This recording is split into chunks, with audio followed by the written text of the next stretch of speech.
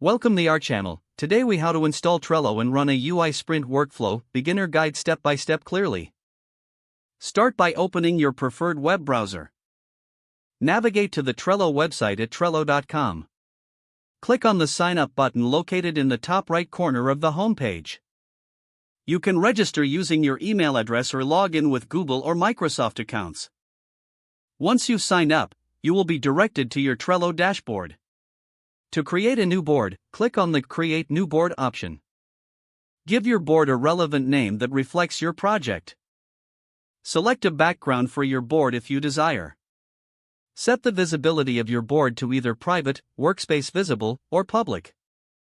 Click Create Board to finalize the setup. Next, you'll want to add lists to your board. Common lists for a UI sprint workflow include Backlog, In Progress, and Done. Click Add a List to create your first list, Backlog. Continue adding the other lists by repeating this process.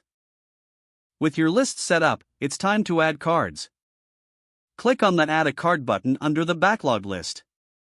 Enter a brief title for the task or feature in the card. Click Add Card to save it. Open the card by clicking on it to add more details. Here, you can assign team members, set due dates, and include checklists. After you've filled in the necessary information, click Save. Now, to run a UI sprint, decide on a sprint duration. Typically, during the sprint, work begins on tasks listed under In Progress. Drag and drop cards from Backlog to In Progress as you start work. Once a task is completed, move it to the Done list.